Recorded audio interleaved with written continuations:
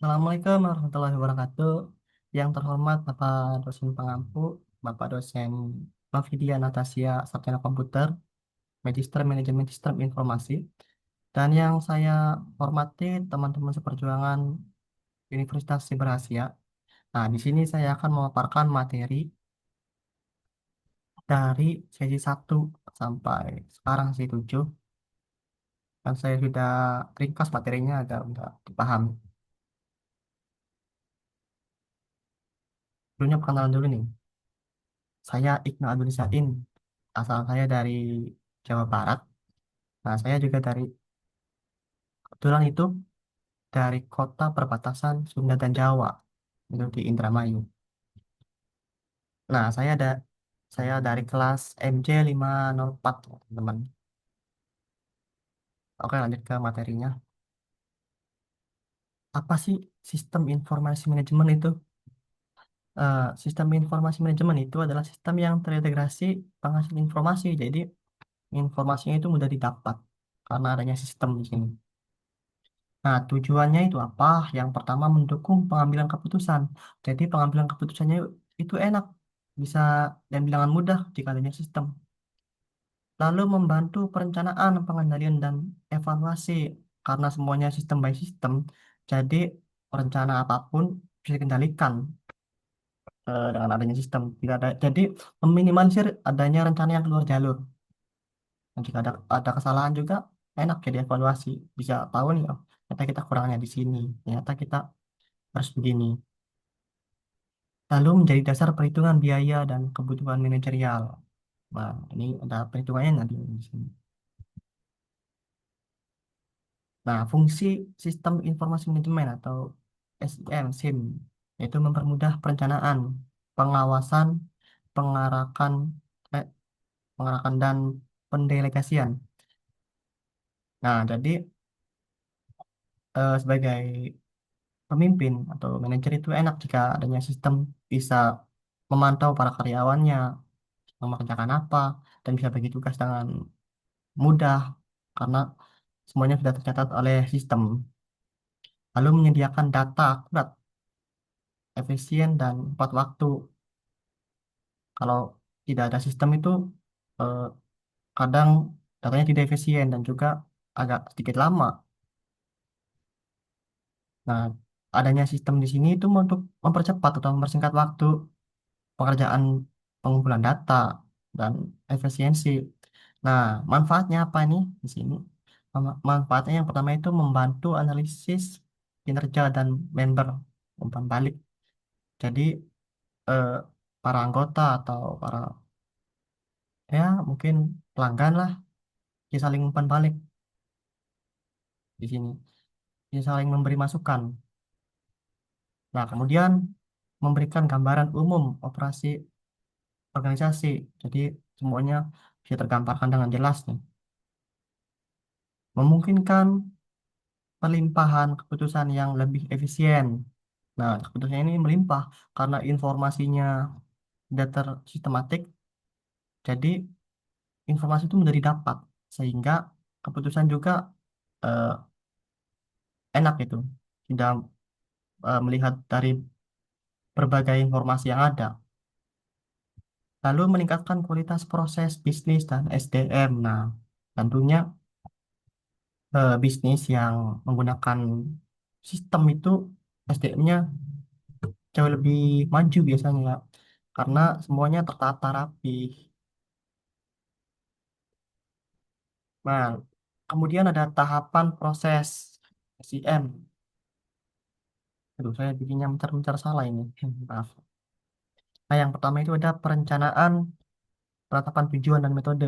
Jadi, eh, tujuan dan metode apa yang kita gunakan ini untuk perencanaan ke depannya. Semuanya dipikirkan baik-baik di sini. Nah, kemudian jika sudah sesuai atau sudah yakin nih dengan tujuan dan metodenya, langkah selanjutnya itu pengambilan keputusan. Jadi, baiknya gimana nih? Atau ke depannya nih? Atau bagusnya kita ambil keputusan A dengan resiko ini, kita ambil keputusan B dengan resiko ini. Semuanya eh, di ada di sini. Nah, lalu setelah kedua ini berjalan, tinggal pengendalian teman-teman. Itu memonitor pelaksanaan rencana. Apakah rencananya sesuai dari apa yang diinginkan atau ada sedikit miss. Nah, jenis-jenis SIM ada operasional, TPS, pengetahuan, KWS, oh, dan desain. Nah, ini nanti ada dibahas di slide-slide berikutnya. Nah, kemudian ada hubungan antara data, informasi, dan pengetahuan dalam SIM. Ini manfaat SIM.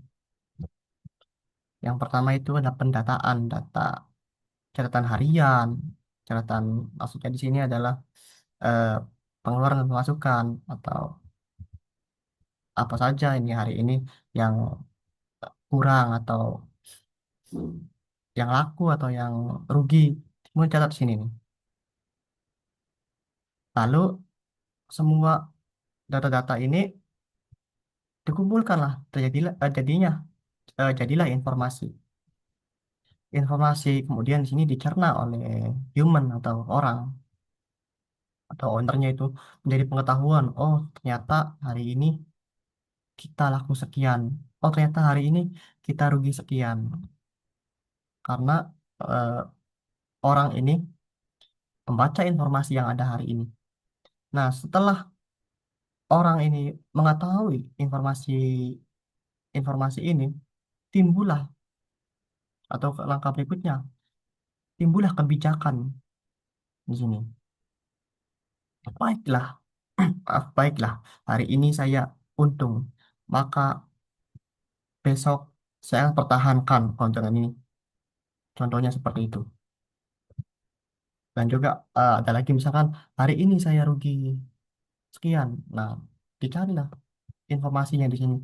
Saya rugi karena apa? Saya rugi di bagian mana? Sehingga eh, timbullah pengetahuan. Oh iya betul saya. Karena saya rugi di bagian sini, saya besok harus begini, harus dikurangi ini, harus dikurangi itu. Itu ada di kebijakan semuanya teman-teman. Nah, kemudian komponen-komponen SIM ini ada apa saja? Yang pertama ada hardware. Hardware ini meliputi komputer, server, dan jaringan. Nah, eh, tentunya untuk sebuah sistem perusahaan itu harus adanya hardware untuk pencatatan atau berbentuk digital maupun non digital. Tapi bagusnya mah yang yang teknologi maaf maaf saya seperti komputer. Nah, lalu adanya software. Software ini berbasis aplikasi biasanya juga di HP itu aplikasi. Itu adanya di dalam komputer ini. Jadi komputer ini sebagai alatnya, alat eh, pengoperasiannya, lalu dibukalah di dalamnya dibuka adanya software. Ini biasanya data-datanya tuh ada di sini nah. Database-nya ini ada dalam software biasanya. Setelah semua ini ada, ini biasanya dikelola oleh people manusia, entah itu programmer, itu CEO-nya atau manajernya. Jadi semuanya ini ter apa tuh terorganisir. Oh, ternyata hardware saya bisa nih buka software ini, bisa nih buka soal software ini, OS namanya aplikasi bisnis atau aplikasi khusus lainnya. Terus ada akuntansi, ERP. Nah, oh ternyata dalam akuntansi ini ada database nih. Database-nya catatan penjualan kita bulan ini dan juga bulan lalu. Nah, kemudian dikelola lah oleh akuntan di sini atau eh, manajernya atau siapa gitu yang pengelola ininya, sistemnya. Nah, kemudian manajemen basis data nih dan sistem informasi berbasis komputer. Nah, sini ada DBMS dan CBIS. Apa sih itu DBMS? DBMS itu software pengelola database. Ini adalah softwarenya nih, salah satu dari ini nih. Akses keamanan, konsistensi, backup, kemungkinan juga ini banyak user yang pakai nih dengan data yang sama. Jadi semua orang yang tercakup dalam perusahaan tersebut itu memiliki data yang sama, tapi dengan akun yang berbeda-beda biasanya. Kemudian ada CBIS, Sistem Informasi yang berbasis komputer, yang mengintegrasikan fungsi bisnis dalam organisasi.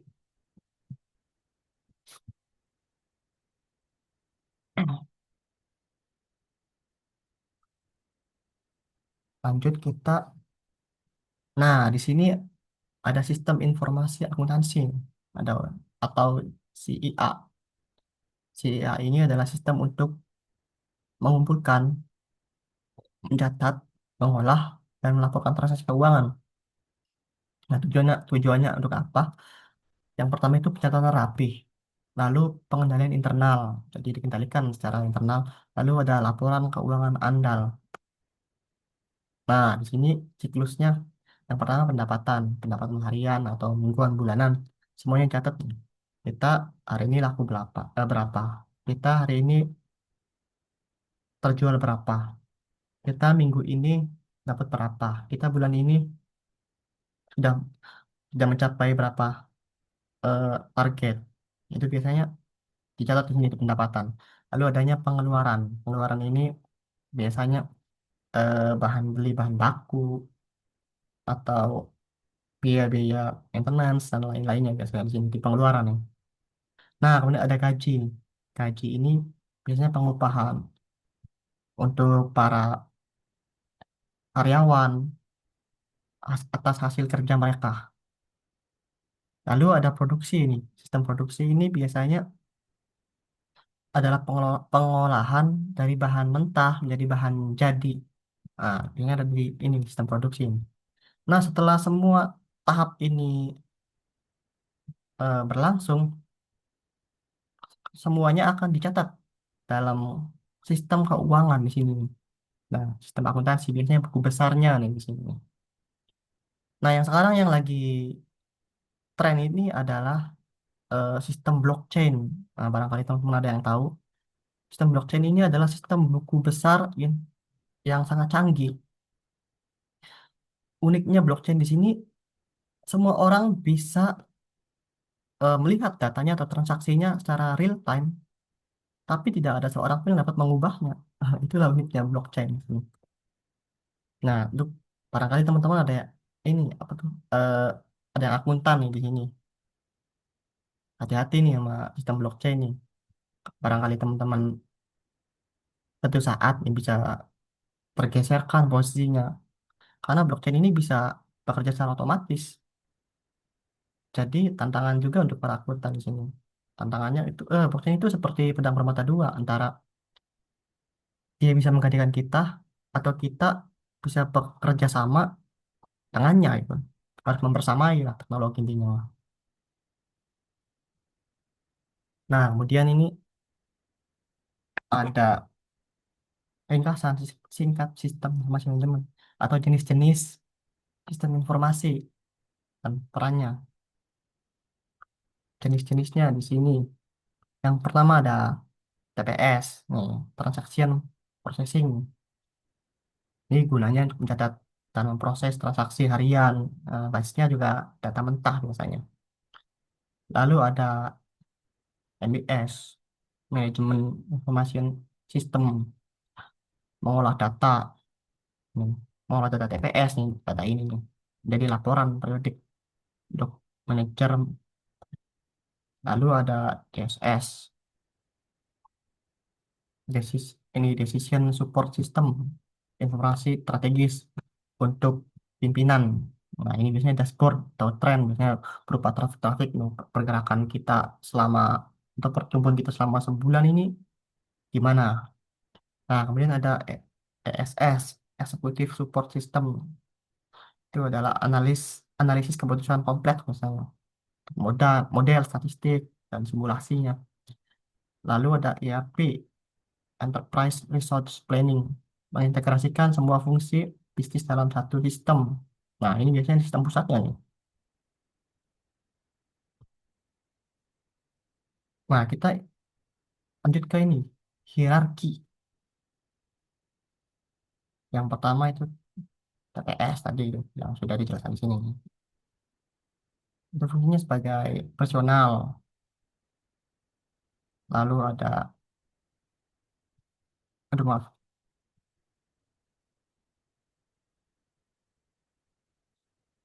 alur hubungan sistem paling paling apa nih, paling singkat. Nah, dari TPS ke MIS biasanya nih. MIS ini taktis biasanya. Kemudian dari MIS ke PSS. Nah, PSS ini untuk strategisnya. Nah, kemudian ada tadi apa tuh? ERP. Ah, tuh.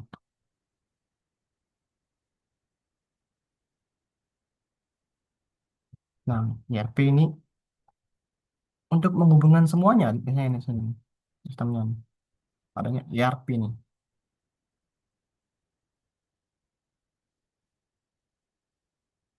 Nah, manfaatnya itu untuk apa ya? Kita ini untuk pertama itu mendukung keputusan semua level. Nah, ini nih, di manfaat SIM. Lalu mempercepat proses bisnis dan laporan. Jadi semuanya itu bisa cepat prosesnya. Tidak membutuhkan waktu yang sangat lama. Biasanya kan ada yang berjam-jam, bahkan ada yang berhari-hari untuk prosesnya. Nah, ini bisa saja mungkin beberapa menit ataupun berapa jam, ya sehari mungkin. Prosesnya itu bisa cepat.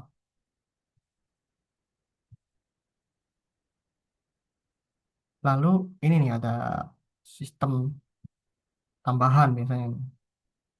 Yang pertama ada BI.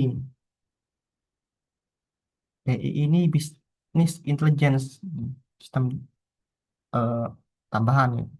Fokus untuk analisis data. Jadi biasanya otomatis ini. Nah, kemudian diintegrasi ke Smart DSS atau disingkat sebagai SDSS yang lebih cerdas dan prediktif.